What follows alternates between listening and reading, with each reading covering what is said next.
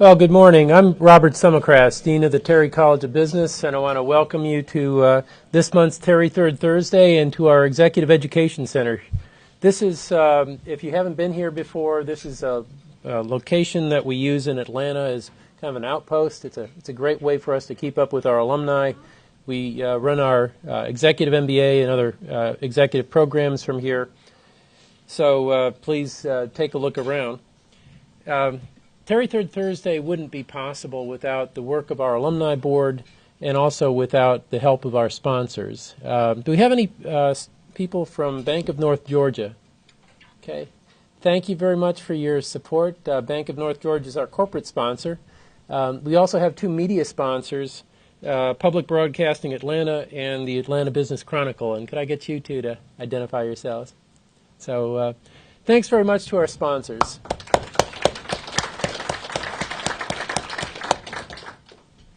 I want to say a word or two about upcoming programs.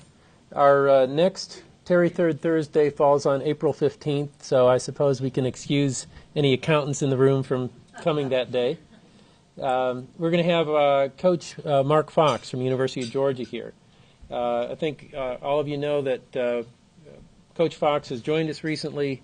He and his coaching staff have finished, I think, a very promising season. So we're excited to hear from him about what the future holds for Georgia basketball.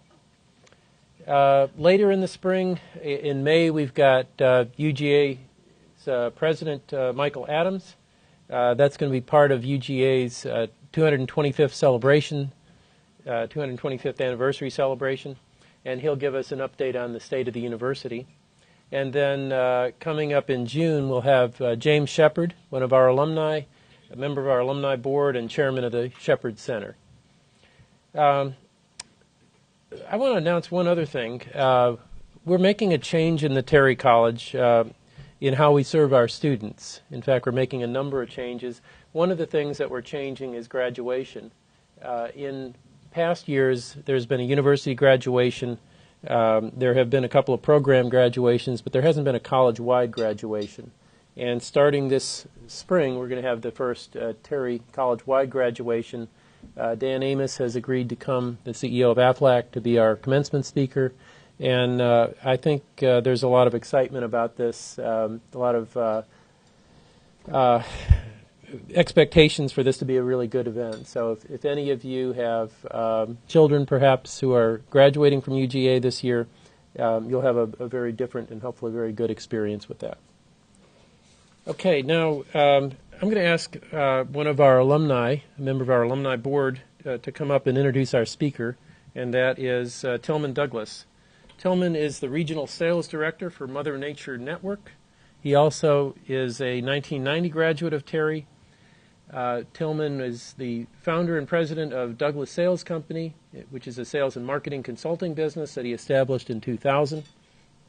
In the late 1990s, Tillman was head of sales for the technology firm Interweb. So, Tillman, could you come up and introduce our speaker, please?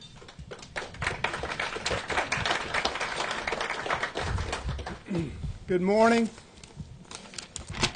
Appreciate y'all being out here this morning. I have the distinct pleasure of introducing, first and foremost, a dear friend. Before I get started on that, I just have a question. Show of hands, I might be showing my age a little bit here, but how many of y'all remember an advertisement years ago with Mean Joe Green and a Coca-Cola bottle where he slammed the Coke bottle and then threw the kid his jersey from that particular game? Y'all remember that? That was Joel Babbitt. Just to kind of give you an idea of Joel's history in the advertising business. He is clearly one of the biggest names in advertising and public relations in Atlanta, if not the East Coast, and perhaps even, I would venture to say, the world. I met Joel back when he was partners with Mark Goldman, who is also here with us today, in a company called 360.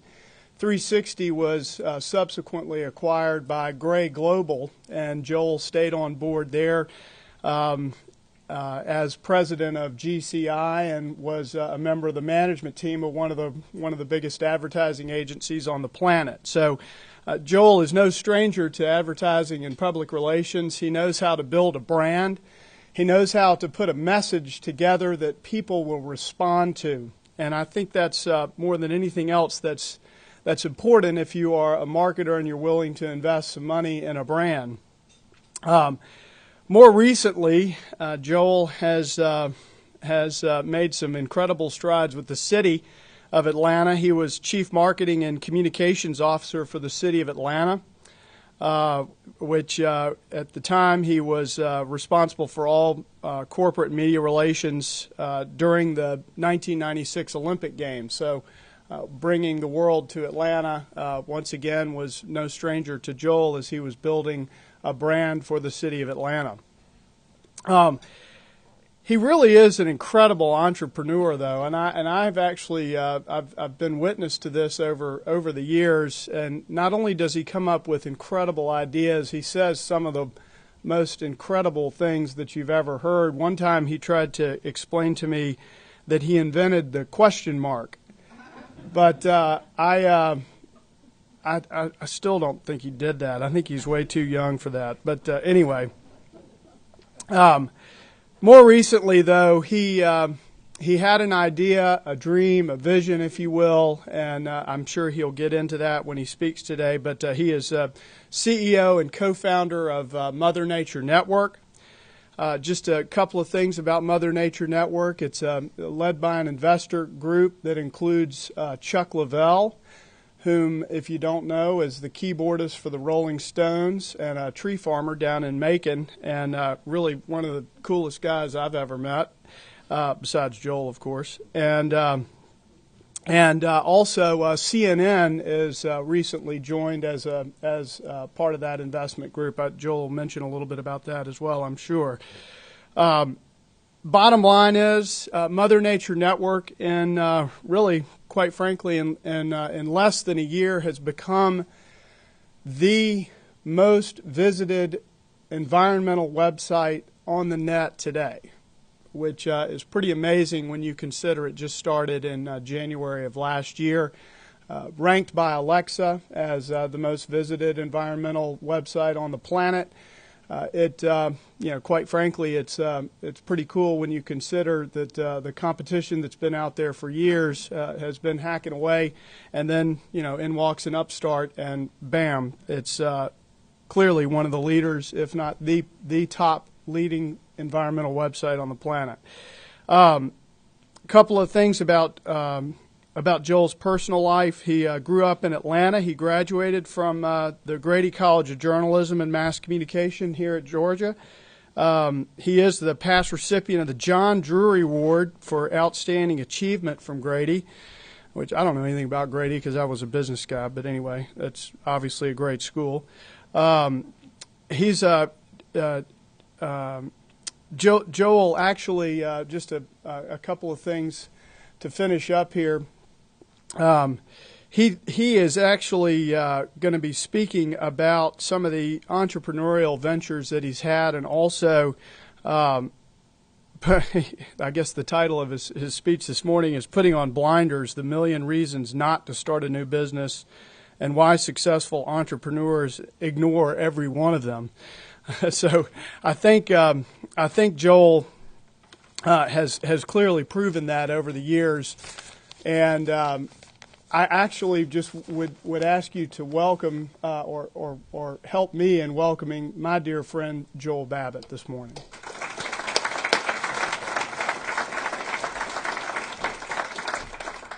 Thank you for that, Tillman. You're still not getting a raise, though. So I appreciate everyone coming out so early, and it's early for me, too. I was talking to someone earlier, and I said, this is early for me, and they said, oh, you're not a morning person? I said, no. And they said, you must be a late night person. I said, no. I'm good from like about 11 in the afternoon to 3, and that's about it. So,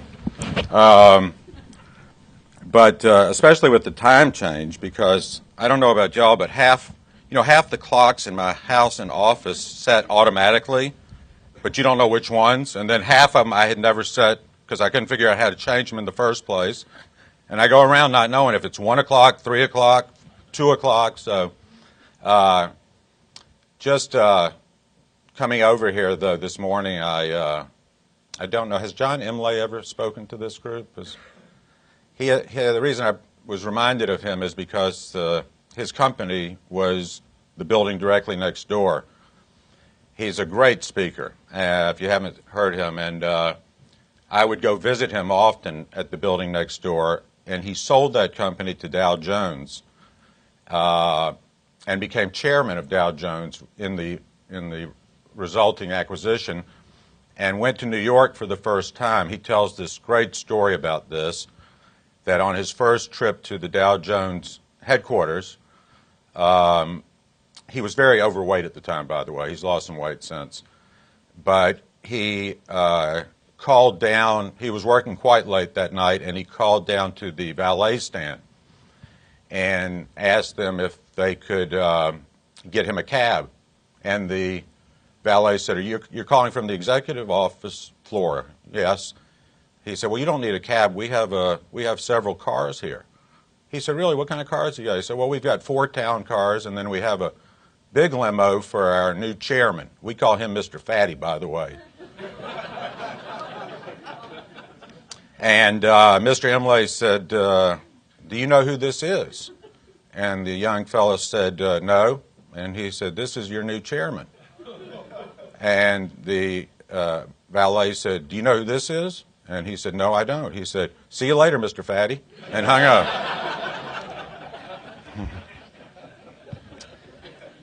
Anyway, he really is a great speaker. So before I show you this presentation, I'll just give you a quick overview of how this happened. And I think for a group like this morning, it's really a lesson in the potential of every day. What happened was, as Tillman mentioned, Mark and I had sold our agency to a big New York firm, and their major client was Dell. Dell will spend about $1.5 billion a year advertising, and the amount of money that they started spending on environmental marketing, in other words, promoting how green their computers were, started increasing dramatically. Somehow I ended up in charge of that, not knowing too much about the environment. So I would go to the internet, like most of us would, to try and find out information so I could make some sense while I was in a meeting. And when I got there, I started seeing that everything was so academic and so technical. The reason being is that up until about 5 years ago, the only people that had an interest in the environment were really scientists or activists or experts, and these sites were built for them. But in the interim, tens of millions of people like us, average people, became interested. I couldn't understand a thing that I saw. I was getting no answers. Actually, I was getting more confused. So I said, there must be a great business opportunity here to start a site that spoke to people about the environment in a way that they could understand. But it wasn't really something I was thinking seriously about doing. It was just something I thought was a great business opportunity. At any rate, along this time, I was having a lunch so I woke up one morning, not thinking it was any different than any other morning. I was having lunch with Tom Bell. Tom Bell at the time was chairman of Cousins. He was a friend and a client. He also, most people don't know this about Tom. He's got an incredible career. He was chairman of Cousins, but he was also vice chairman of Gulfstream at one time. And for 12 years, he was the chairman and CEO of Young & Rubicam, which is the largest advertising agency in the world. So he's a very bright guy. And he said, what's up? Just chit-chatting. And I said, I see this idea. I got to tell you about it. It's unbelievable. I explained it to him. He said, I like that idea. He said, I tell you what, if you'll go, well, how much do you think it'll cost to put together? I said, I don't know. I hadn't even thought of it. Maybe threw out a number, $10 million. He said, okay, I tell you what, if you'll go do it, I'll give you 20% right now. And I'll take an equity position in it. I said, are you serious? He said, yeah. He said, hold on a second. Picks up the phone. He calls Pete Carell, who was the chairman of Georgia Pacific. He says, you got a minute? Yeah. I go see Pete. Georgia Pacific was right next to our building. And I told him the same thing. He said, how much is Tom putting in? I told him. He said, I'll put in the same amount. Okay. So that night, I was having dinner with a childhood friend, Doug Hertz, who is the chairman of United Distributors and one of the owners of the Falcons. And I said, I had the most insane day today. He said, what happened? Told him. He said, well, show me what you showed them. I said, I didn't show them anything. I don't have anything. He said, well, I like that idea. He said, I'll put in the same amount as those guys. So that was 60%. When I got home, I called Chuck Lavelle, who I had known for a while. I can tell many great stories about Chuck, by the way, and I told him what happened. He is an incredible environmentalist, by the way, in addition to being the keyboardist for the Rolling Stones. He's on the boards of all the NGOs, and he's written books on the subject. I figured we needed somebody that knew what they were talking about, you know, if we were going to do this. And I said, you want to put in the rest of the money between the two of us? He said, yeah. That was all between lunch and dinner that day. And I gave notice the next morning. So totally unplanned, totally unexpected, and there are things that I have planned for years that don't come to fruition and things that you don't even think about that happen very quickly. So as Tillman said, since that time, actually last week, CNN bought part of our company and is now partners with us. So that should be a great thing for our future as well. I'll give you just a brief background on this thing. I don't know if you can read this, but if you can't, this is Google. It says, military embraces green energy. Hotel industry embraces green. Obama embraces green. Construction industry embraces green. Amish, even the Amish, which I thought had always embraced green, by the way, you know. Venture capital, China, auto plants, you know, on and on. And this is if you put into Google, embrace green. So it's just become an explosion, really. You should be very happy that the guy from Accenture who presents this is not here today, because he takes an hour explaining this one chart. I shouldn't say anything about consultants, so I won't. But at any rate, because I know there's a few here in the room, but this is the number of people who have become interested in the environment. So you can see here is what I was talking about earlier. That's the activists, the early adapters, the small group of scientists and stuff. But as he talks about it, somewhere around here, they've got some threshold of X hundreds of millions of people where they say it becomes a mainstream movement. It's like physical education. I don't know, does anybody watch Mad Men here? You got to watch Mad Men, I mean, really. Well, you know, there's a it takes place in 1962, and there's a kind of a pre-hippie woman that moves to the neighborhood, and she jogs. And they've never seen anybody jog. They're sitting on their porch with their scotch and their cigarettes, and they see her running, and they say, well, who's she running from? Where's she running to? You know, they don't understand. Now you see a billion people running. You know, it's like that. So that's what's happened here. And it really has gone from, you know, that group to become mainstream. And in business especially, it's gone from the guys that were making candles in their basement and stuff. A lot of those guys still in Athens, I think. And to very big business. This is a great chart, and if I showed only one chart about our business, this would be it. This was done by Yankelovich, and what they did is they took the U.S. population and they divided it into 5 buckets. So on the far left, you got 28% of the people. That's the group that does not care about the environment, never has, never will. On the far right, you've got 13%. That's the hardcore people. That's like Ted Turner's kids, like Chuck Lavelle. But in the middle, you've got almost 60% of the U.S. population.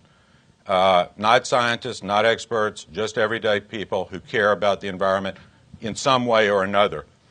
By the way, this figure 5 years ago was 53%. So tons have migrated. Almost none of them will get into the 4th bucket. But it's a dramatic increase in that. And that's really important to our model because this is the group that all the sites were aimed at. just this 13%. This is the group that we decided to go after. And that group, like all of us here, we see so much media coverage of environmental issues.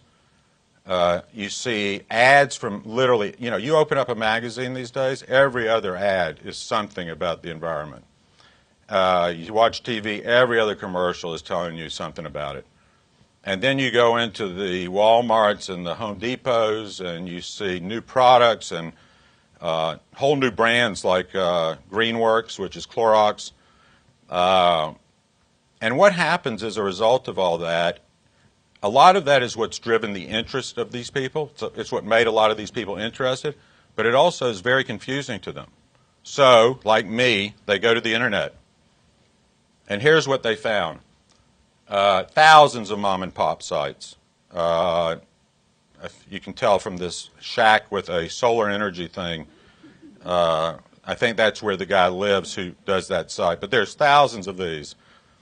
There are organizational sites that are very good, but almost all of them are looking for memberships and donations, like any other organization. And they're also very limited depending on what their cause is. I mean, River Keepers is just water. Sierra Club is outdoors, etc. You've got very narrowly focused sites. Everybody knows about Al Gore's involvement, but that site is 100% climate change. No other subject is covered. And then finally, you've got the government sites, which you could not understand if you were a genius. I mean, it is the most and I've always said, anybody that decides in a meeting, hey, let's put this guy on our homepage doing whatever he's doing, just says it all. So finally, you've got the sites for this 13%, And so we saw that as a huge opportunity, and the opportunity really was to be comprehensive, to not cover one subject, but to cover a number of subjects. Secondly, was to be engaging and easy to understand. And third, we really wanted to extend beyond just the typical green issues. So, we cover health, we cover ecotourism, we cover a wide range of subjects. And we launched January 6th of 2009. So we just celebrated our first birthday. As usual, Tillman was a bit exaggerating. We are the #1 for-profit site in the world. I will tell you that Alexa, which is owned by Amazon, is like the Nielsen's of website. They rank all of these sites. In their environmental category, there are 6,200. If I had spoken to you exactly a year ago today, we were number 4852, I think, 4852 out of the 6,200. And today, we are number 6 in the world, but #1 for-profit, because the only ones above us are the EPA, National Park Service, and NOAA, all of which are government sites, and Care2 and The Guardian, which are nonprofits.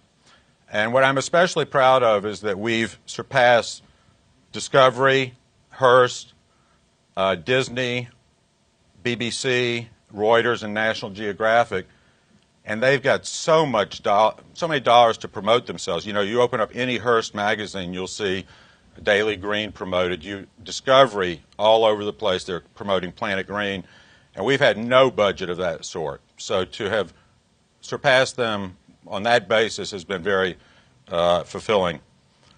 This is our traffic and page view growth. We've had now 15 consecutive months of increases every month, and that ain't easy, by the way, I'm going to tell you, especially in February with only 28 days. I never counted days before of the months, but I tell you what, it's counting every day. And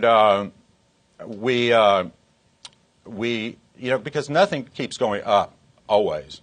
And I'm sure it won't continue like that, but to have done it for 15 consecutive months, and by the way, we're up over 50% in March so far over February figures. Page views is very important. I don't know if you're familiar with, that's how many pages you look at in a site. I'll tell you why it's so important.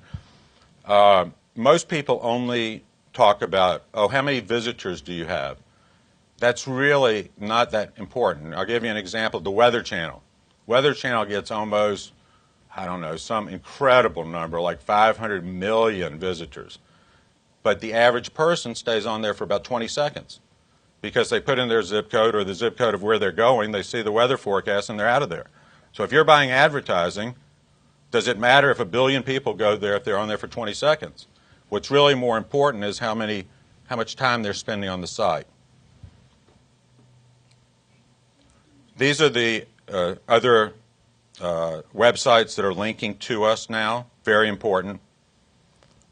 This is the number of articles we have indexed with search engines. That's important. You know, search is so important because you put in environmental news or you put in, like WebMD. Do you know only 90% of the people who go to WebMD do not go to the WebMD homepage because they put into Google cataracts or stroke or depression, and they go to that article in WebMD, so they never see the homepage.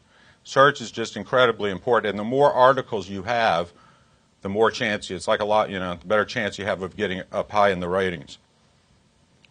And we've really had great success in the media front. I stayed up at night when we were going to New York, me and Chuck, to talk to these guys because, I talk to the average sponsor. They don't know one site from the other for the most part, but the editor, the environmental editor for Time and Newsweek and so forth, they've seen it all. And I was worried they would say, well, there's something like that. Isn't this like that? And but when they recognized us the way they did, I realized how unique our offering was.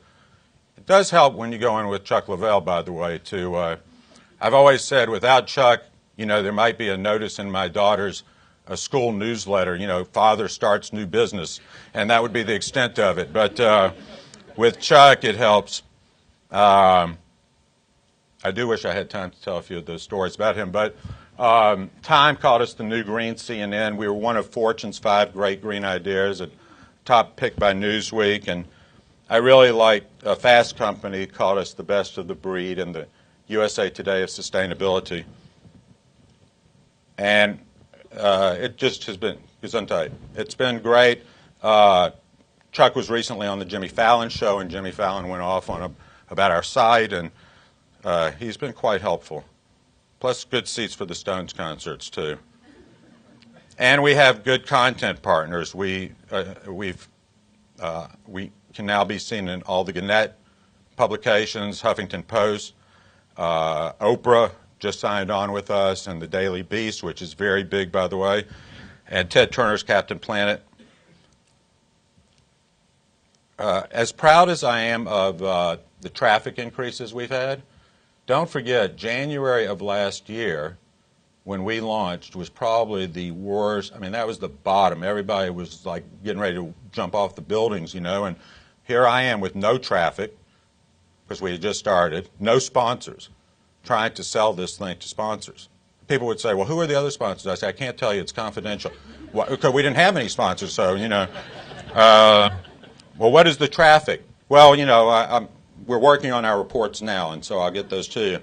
But in that year, we have signed some of the biggest companies in the country, in the world. And by the way, these are not, in the ad business, when you have a list of your clients, you show a list of your clients, and if you did a postcard for Coca-Cola, you would list one of our clients is Coca-Cola. These are year-round contracts. Each of our sponsors, I'll show you the model in a second, but each of these is a large sponsor for an entire year period. There's so much BS involved in these presentations. So this guy made a presentation to us the other day that wanted to do some business, and it says on one of the slides, it says, we have just signed a strategic partnership with Visa. You would have thought that they bought half the company. You know what the strategic partner? This site, now you can use your Visa card. That's what he did. That's a strategic partnership. So take it with a grain of salt when you see this stuff.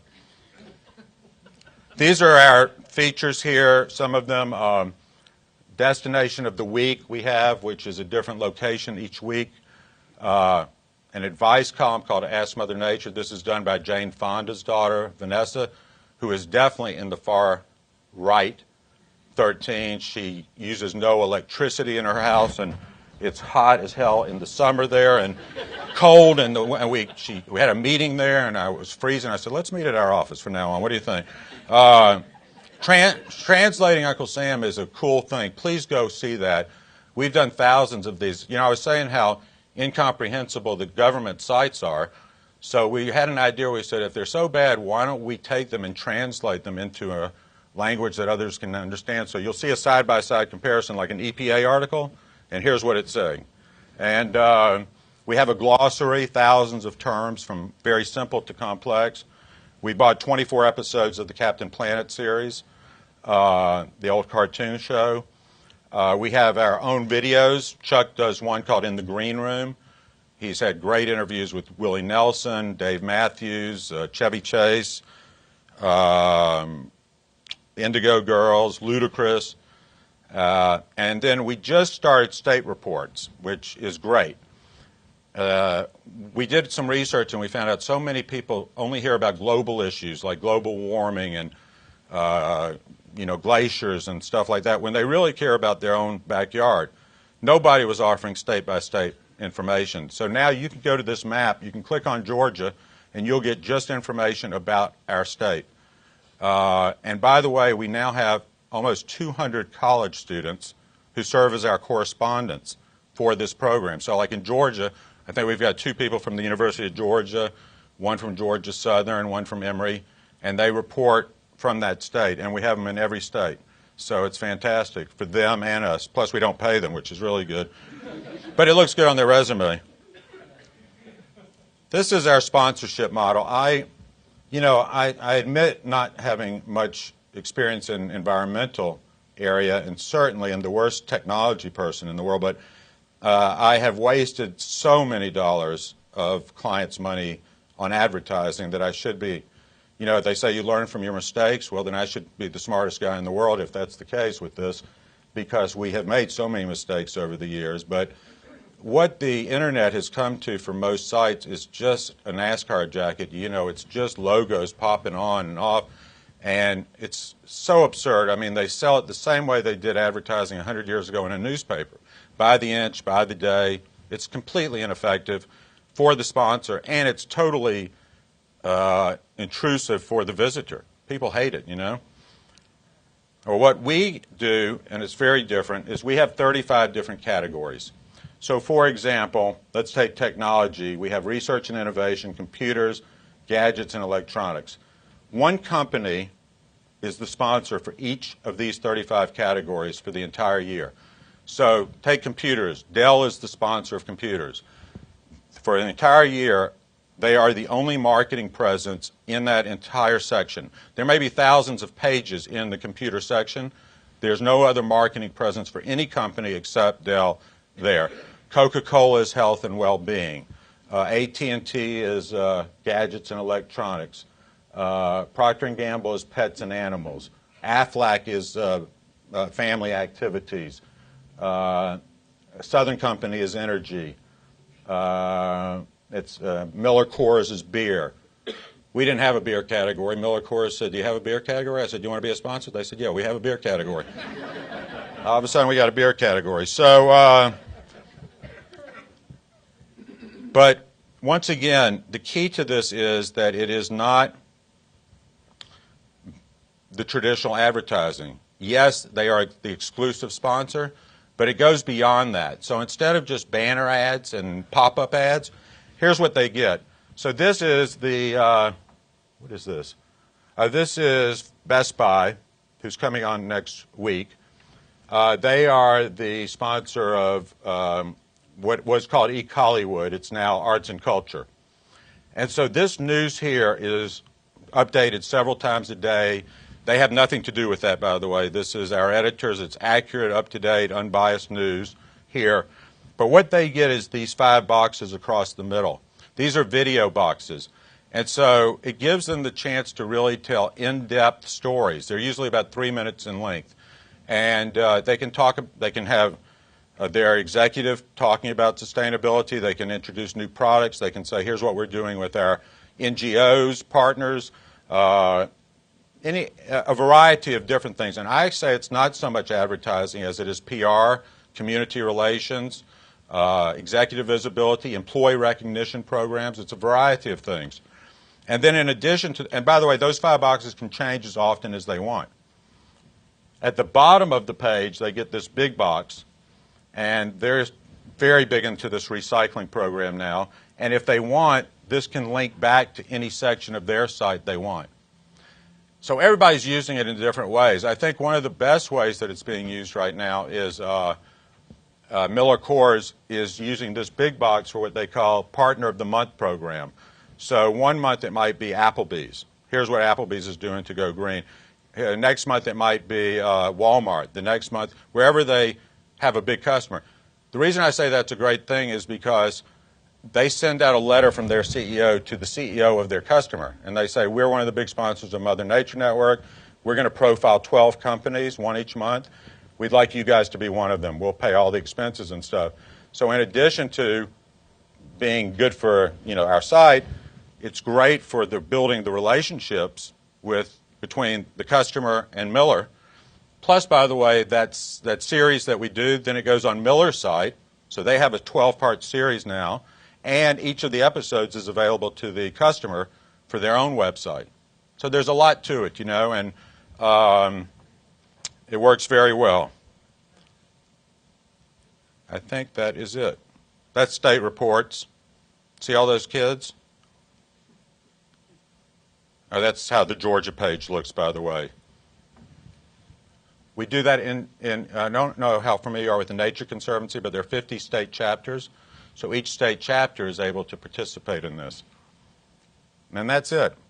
So I hope that gives you a better idea of what we're doing. And in terms of to conclude, just so if there are any questions or anything, but this thing about blinders, I know I didn't talk about it much, but they said you need a title for this thing, so I came up with that. And the fact is that when we started, everybody said, aren't there a bunch of sites like that already? Number one. They said, this environmental thing is a fad. It's going to disappear, especially with the economy. Number three, there's no way internet companies can make money. Number four, it's a horrible time to go sell sponsorships. Nobody's going to buy anything. On and on and on. I truly believe that 99% of the people in the world listen to those comments and say, yeah, I better reconsider. I'm going to step back for a while and not do this because I'll just wait. There's never a good time to start a business, I can assure you. And if you listen to people, you will hear a million reasons not to do it. So at some point, if you're going to do it, you've got to just say, I'm doing it regardless of the timing or the circumstances. And whether you make a mistake, you could fail. But if you listen to others, you will never start your own business. I remember when I started at McCann Erickson, which was my first job where we did the Mean Joe Green commercial. They took me around to introduce me to everybody. I was about 24 at the time, and took me to some guy's office that was an art director, and he said, you don't need to bother meeting me. I said, why? He said, I'm leaving next week to start my own company. I said, really? He said, yeah, been thinking about it for a long time. I said, okay. He's still there today, by the way, the guy.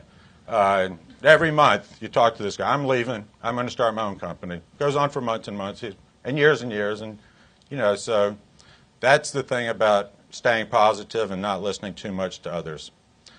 So I really am grateful for you guys' time and coming in today, and happy to answer any questions. So thank you very much.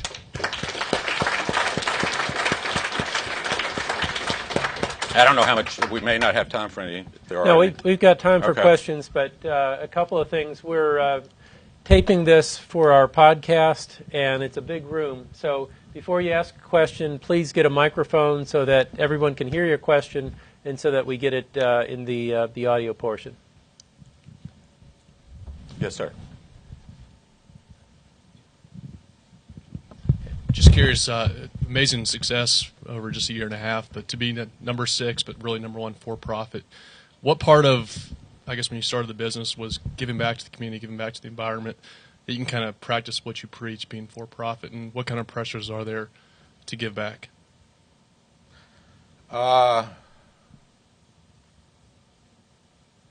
are pressures. There are things that we have done that have not been well received by a lot of hardcore environmentalists. We ran a contest where you could win a free week on the world's biggest ship, which just came out, and by the way, very environmentally sound, more so than any boat on the water.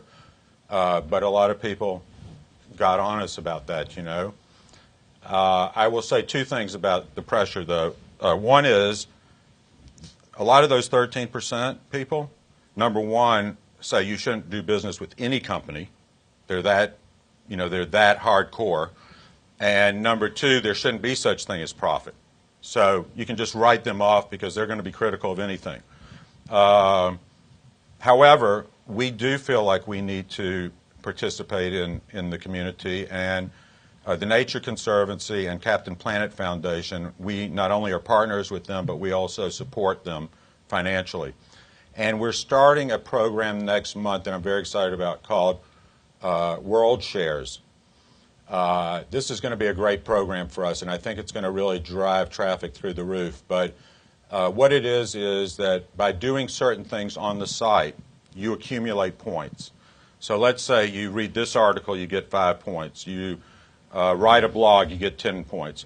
Those points can then be redeemed, and we have 20 different charities that you can give those points to that charity, and we will redeem those points for dollars.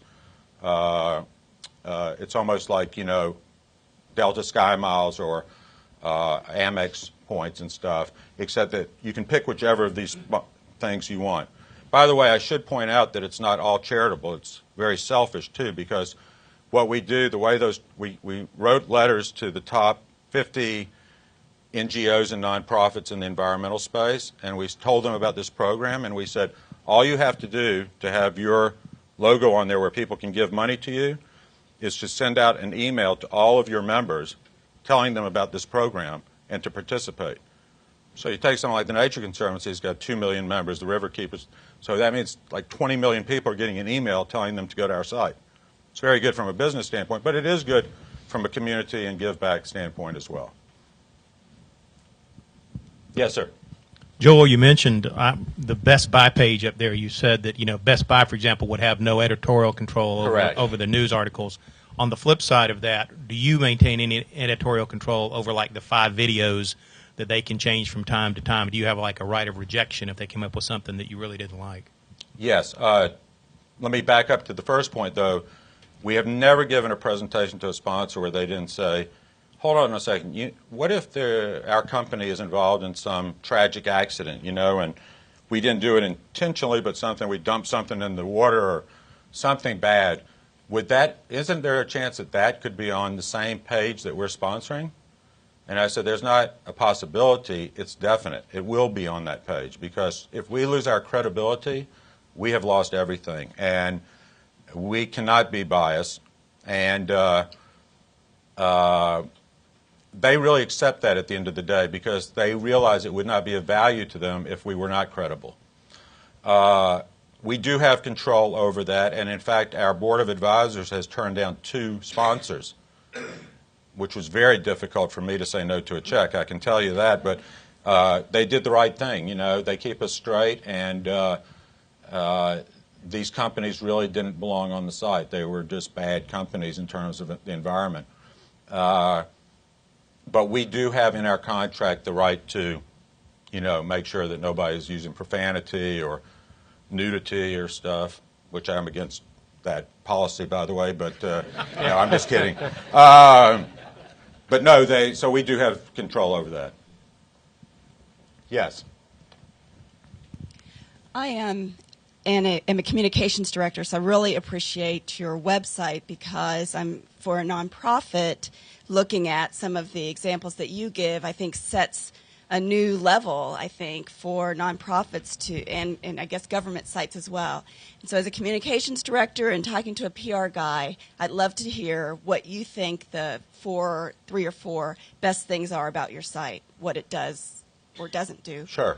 Thanks. Well, I think that if I had to say 3 or 4, one is to speak in a language that people can understand. You talk about the government sites. You know, Obama says that he's the first president in the technology age and has used the internet so effectively in raising money. But we spend billions of dollars of our dollars on these sites for the government that you can't understand. Unbelievable to me. But the first thing is to speak in a very simple, easy to understand language. The second thing that I think is good about our site is the sponsorship model, because it's effective for the sponsor and it's much better experience for the visitor. They're not having to put up with all this stuff popping up and having to close it and things like that. The third thing I think is the comprehensiveness of it. You don't have to go to one site for ecotourism and one for hybrid cars and one for energy. You know, you can get all the information you need at one place. So that's what I would say the three best parts of it are. The other thing I should say about it, though, is we update it like 3 or 4 times a day. It sounds natural, but it's so unusual. So many people think, okay, I'm going to launch this site, and once I launch it, that's it. All I got to do is move on. You do that, nobody's going to come back again. Why would they come back to see the exact same thing? You got to give people reasons to come back regularly throughout the day. And if you stay the same, you're not going to do that. So we update the news on a regular basis. That's very important. Yes, sir. What kind of staff does it take to run a business like that, and what's your budget, and are you at a profit now? We just eked out a little, our first profit. We have about 20 people on staff, and the majority of them are journalists, because about 70% of our content is original. That is another thing that really differentiates us, is so many news places are getting everything from someplace else, you know, like the Associated Press or the sites that I mentioned that we give content to. So for us to create that content is really unique. And I would say of the 20 people we have, maybe 15 of them are journalists. And we've been very fortunate in that regard for unfortunate reasons. Because when we started, the Weather Channel, headquartered in Atlanta, had just been bought by NBC, laid off a ton of people. CNN laid off a ton of people. Cox Communications, ton of people. So we were able to really get some incredible talent that would not have been available to us normally. And it's been very helpful.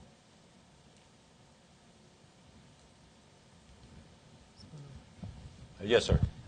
You mentioned the ad model being different, and you wanted to go out and kind of present something that was new. So when your sponsors come in, how do you kind of steer them away from kind of the traditional online metrics like click-through rates and impressions? I mean, because I imagine that's their expectation coming in. So how do you reset it, and where do you show the value proposition? It's a very difficult challenge, quite frankly. And if we ever get down to the level of trying to sell media buyers, we're usually screwed. It's really at the executive levels who understand that this is not advertising. Because to count a person watching that box, I don't know if everybody's familiar with the term, you know, the impressions is how many people see this thing. So if I see a logo pop up, that's one impression. If I watch that video, that's one impression. But how can you compare those two impressions? They're totally different experiences, and that's what we try and tell them. You know, you cannot value this impression on the same basis you value this impression. And our rates, if you looked at it on an impression rate, we're probably 500% higher than anybody else out there. But it is a challenge because the media buyers, they don't even understand that. They're just looking at some computer, says, here's how many impressions, and we'll buy as many as we can, with no thought as to what is that impression doing and so forth. So it's, you know, we've lost, we haven't had too many no's, but the ones we've had have been on that basis for the most part. I should say also because, you know, the way we charge is why we're profitable. If you charge on a per impression like the other sites, we would never be making money. And that's, by the way, the biggest thing going on in the media world right now is whether people are going to pay for content. You may have seen that the New York Times is going to try and start charging to read it online, which I think is going to fail miserably, by the way. And once they fail, then everybody's going to say, okay, if they can't do it, nobody can do it. The reason they have to do that is because they're selling on impressions. And when you sell on impressions, you can't make enough money to be profitable. You have to, but the problem is everybody says, okay, if we can't charge on impressions, then we have to charge for the content. It's one or the other. That's not how we see it. We're not going to charge for the content, but maybe we can change the advertising model, because their assumptions are all based on, well, let's keep the advertising model like it is. They'll never make it, you know. That's why they're all losing a fortune, I mean, really. Yes. Joel, I'm curious about the audience, so the target audience, and how you're going to essentially bridge the gap between getting baby boomers to come to the site, people like my dad who's not necessarily recycling at home. Right. I'm the next generation, and I do recycle, and I try to figure out ways. But I'm kind of interested in how that audience gets It's a good question, and here's what we found. It is not a demographic. It's not women 18 to 54 or you know, this or that. It is a psychographic. It's a state of mind, and it is as common among people 70 plus and below 20. There's a lot of people who were very liberal, I guess, in college during the 60s that thought they were going to change the world and then became insurance agents and real estate people and lawyers and gave up those ambitions. And now they're retired and they see their grandchildren growing up and they say, maybe I'll go back to doing something good. And as we all know, there's a lot of kids under 20 that are into this big time. I mean, I don't know about the University of Georgia, but I do know that the study of the environment is the fastest growing course of study in universities in the United States today. And so it really spans. With that said, our average visitor is about 65% female, about 35 years old, very highly educated and very high income. And we get visitors now from 220 different countries. About 70% is the U.S. And I can't believe it, really, 30%. Some countries, I know, Slovakia or something is like the fifth largest for us, which I could not figure out. We ran for Procter & Gamble. We had this contest where you send in pictures of your dog, and they vote on the most green dog. And I said to everybody on the staff, I said, I think the reason Slovenia is doing so well is they think this is a dating site when they come to it. But anyway. One more here I think we got time for. Yes, sir. I'd like to know how you guys decide on the different balance of the types of content that you use, whether it's articles or audio podcasts and video. And then I wanted to follow up by saying thank you so much for all the nuggets, and what can we as an audience do to help you build your brand going forward? Thank you. How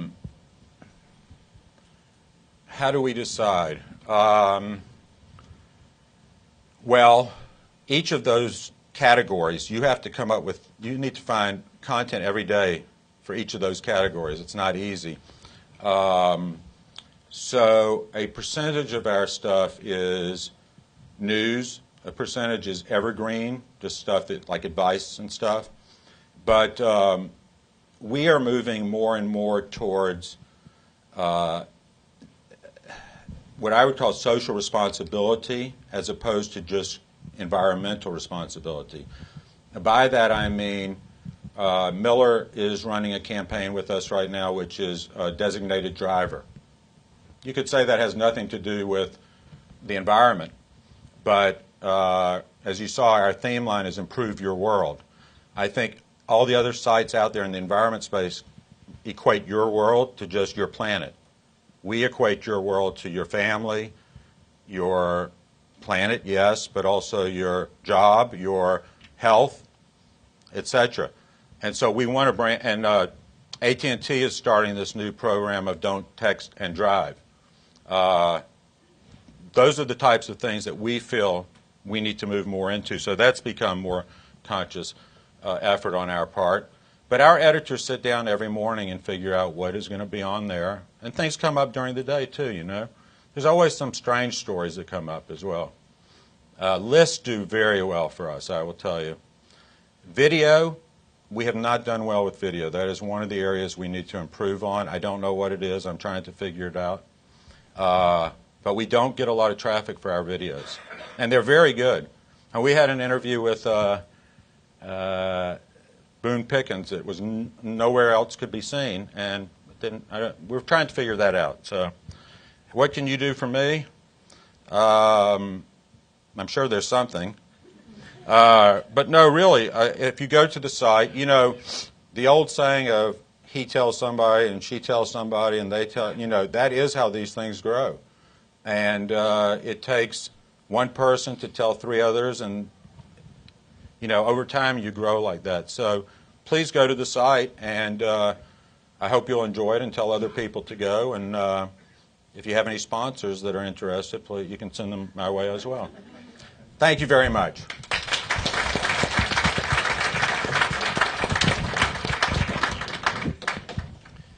Thank you, Joel. And on behalf of our alumni board, I want to present you with this sculpture by the glass artist Loretta Eby. Very nice. Thank you so much. Okay. Pleasure Thank you. meeting you as well. Nice meeting you. Thank you. And thanks to everyone for coming. Remember, as you leave the parking deck, if you just tell them that you were here at Terry Third Thursday, that will get you out of the deck. So hope to see you next month.